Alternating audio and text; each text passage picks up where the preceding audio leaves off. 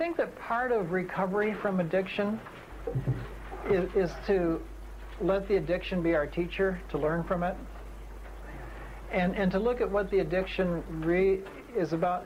You know, like certain addictions take care of some things better than others, and I did a little list that, you know, it's not necessarily meant to be any researched, accurate study of anything, but I think in some ways, for most of the people I've worked with food addictions, the food is like the equal to love in their life, and that the food really medicates the anger and the sadness.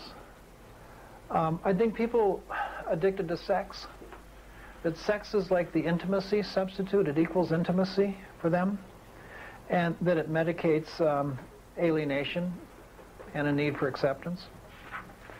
I think people addicted to money, that money equals power, and that it really medicates worthlessness. I think that work equals goodness and values, and I think it medicates worry, insecurity, and loneliness as well, because many people socialize through their work. I think alcohol equals socialization.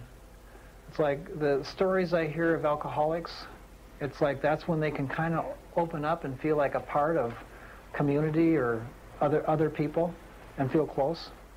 And in some ways, that's a time where they tend to accept themselves. But it also, I think, medicates rage and shame. I think codependency equals kindness. And a lot of people do codependency as if it's kindness and caring, but kindness and caring is not codependency, it's spirituality. But I think that codependency medicates guilt and anger, as well as shame. I think religiosity equals holiness, and it medicates brokenness. I think that the addictions themselves actually can teach. It's like if religion is the addiction, it teaches the need for true spirituality. And our spirituality is what inspires us. Our spirituality is the noticing. It's a guardianship of creation. It's a feeling of connection. I think our spirituality is a lot of things. I think it's mostly, though, the process of each of us becoming ourselves. And those of us that got sort of waylaid on the process of becoming ourselves can easily get enmeshed in the process of religious addiction. I think that food, if food is the addiction, it can teach us the need for fulfillment. Instead of using the food to fill, we need to find the fulfillment of our lives. I think if work is the addiction, it teaches us the need to find self-esteem rather than finding our esteem through our work. I think if sex is the addiction, it teaches us the need to repair our relationship with ourselves as men and women. I know when I was doing the conference for sex addicts, I was talking about you know, the drugs of choice with addiction, I think, are also teachers. And just with sex addiction, I was talking about how the fantasies of sex can teach us that we need to have dreams of intimacy. I even believe that some of those there that were attracted to children, that attraction to children teaches the need to heal their childness. I think compulsive masturbation probably teaches us about our touch deprivation. And I think that seduction teaches the need for connection and intimacy. That with sex addiction, the most common sex addiction is about seduction, much more than sex. You know, I used to talk about how each addiction has a high, and that the high is part of the addiction. It's like, and the high of alcoholism, you know, getting drunk. You know, if you have 5 margaritas, you can be high for what? Well, if you have 5 margaritas tonight, how long would you expect to be drunk for? 3, 4, 5 hours, right? For most of us. Maybe 3 weeks for some of us, because we lost count at 3. But I think that, you know, a 3 or 4 hour high isn't bad for 5 margaritas. But see, the high of sex is what? It's orgasm. And wouldn't a 3 or 4 hour orgasm kill most people? I know you die with a smile on your face, but you know, and what the sex addict has to do is make the high last longer. And how do they do that? By doing the rituals of the addiction. And people become as addicted to the rituals and the settings of the addiction as they do to the addiction themselves. And so the sex addict is addicted to those rituals, not just to the orgasm or the having sex. In fact, there was a group of heroin addicts in Canada, that about 90-some, that went to England for a hospital-based heroin program. And what this hospital is doing is giving free heroin as needed, no questions asked. And of the 90-some heroin addicts that went to Canada, only a few stayed. Almost all of them, or went to England. Almost all of them went back to Canada. Why? Not that the heroin wasn't good, it's that the high wasn't good. It wasn't the drug that really gave them the high. The mindset created the high, and it was the settings and the intensity and the rituals that created the mindset that gave them the high. They couldn't do it without that. You know, and I think that we have to look at the settings and the rituals of our addictions as much as what the addiction is. And I had a sex addict who was in recovery say, you know, he said, I cruised around for about 4 hours yesterday, but I didn't act out. And I said, no, you acted out for about 4 hours yesterday, you didn't break the law. His addiction was exposing himself. But as soon as he began the cruising, he was in that altered mood state. He was in the high of the addiction. You know, and I think that many addictions have that component, where the rituals are the high. And I think that for like TV evangelists, you know, I don't think, you know, we know that many of them act out sexually, or at least some of the more famous ones do. You know, and we also know that they're addicted to power, and they're addicted to money. But in some ways, I think the money is just a mark of how well seduced people are. I think seduction is the real addiction. You know, and I think that sometimes it seems to me to use the word to seduce people is probably one of the most insidious things that anyone can do. To use, you know, people's spiritual needs and religious process as a form of seduction. I think that it's sort of a Jungian concept, but I'm going to say it in my own words. The demons we don't embrace are the ones that bite us in the ass. And that rather than fight with our addictions, which empower them and create all the struggles in our life, we really have to embrace the addiction. You know, and we have to find what the addiction is teaching us. And that's where we find recovery. We don't get rid of the addiction. We don't get rid of our feelings. We don't get rid of our past. We don't get rid of our traumas. We don't even get rid of the recollections of our traumas and hurts and losses. It's just that they lose their intrusive, controlling nature in our life. We have them rather than they have us. And there's a big difference. I was saying that addictions come in stages. The initiation stage, the learning stage, we find something that helps us cope. And then we establish patterns around it. And that's the beginnings of our rituals and our belief and our trust in the addiction. And then we escalate it. And the rituals become more elaborate, and the belief system is set in concrete, and the trust level is there with the addiction process.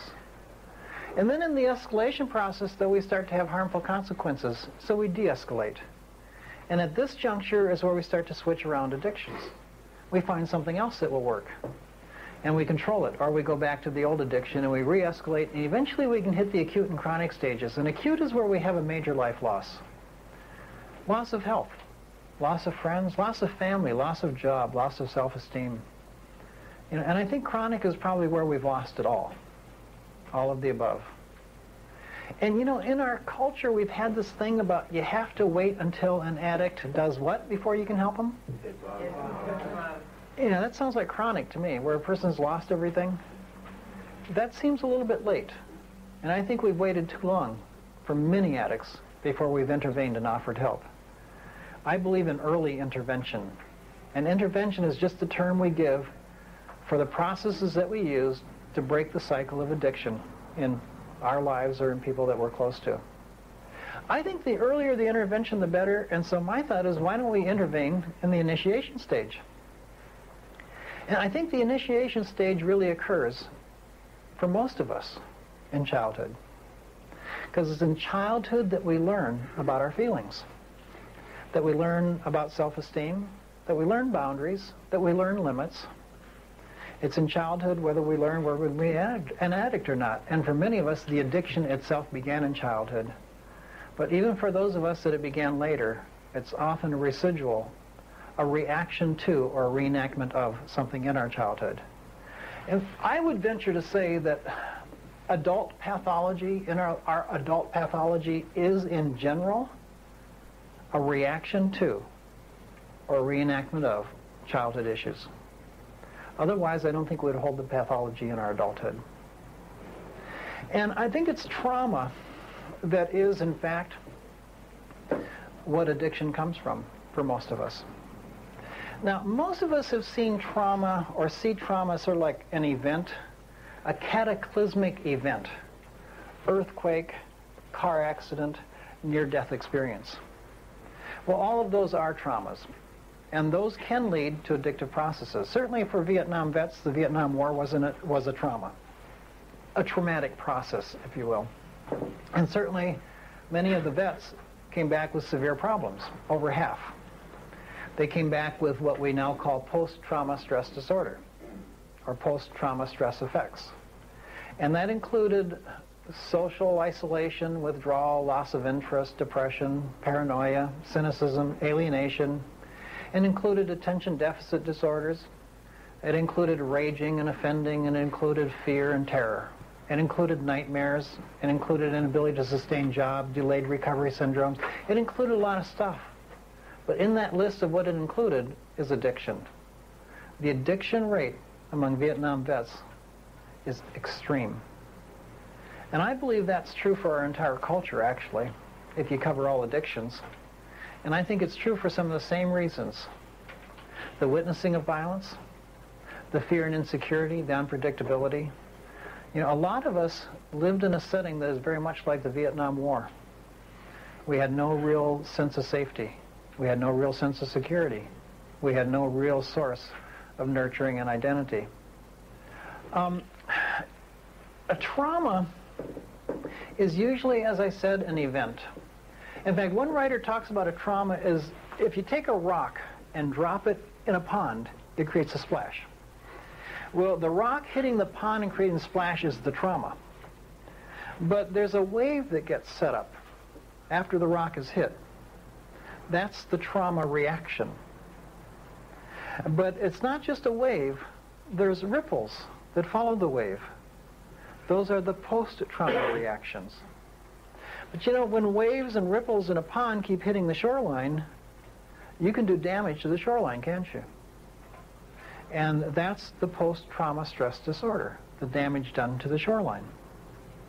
But you know, if the shoreline gets damaged, more rocks are likely to fall in the pond. And that's the reverberating effect of the trauma. You see, I don't think there is such a thing as a single incidence of violence. I think violence reverberates intergenerationally in families and spreads out through cultures. It's like we're all Vietnam vets. I think that the violence of my father's childhood reverberated and became the violence of my childhood and became the violence of my children's childhood. It echoes through families. I also, though, would take a dispute with the common definition of trauma. See, a trauma is described as an event that is outside the normal range of human experience. Well, if you think about the things that are traumatic that we see going on with people, is rape traumatic? Is being a victim of a crime traumatic? Is witnessing a crime or a rape or violence traumatic? Is being in a car accident traumatic? Is becoming terminally ill or having someone that you depend on and are close to terminally ill traumatic? You know, is family violence, is this incident of violence, child abuse, sexual abuse traumatic? You know, is being in a fire traumatic? You know, are these things outside the normal range of human experience? Sadly enough, no. We know that. We know that about incest. We know it about crime. We know it about rape. We know it about child abuse. We know it about violence. You see, a trauma is an incident that is outside the range of what we can process in normal ways. In other words, something like this happens, and we have to go to extraordinary means to sort it out. And if we don't go through those means, then it remains unsorted out, and that sets up the continuing reverberation of the trauma in our lives, of which addiction is one aspect, and only one.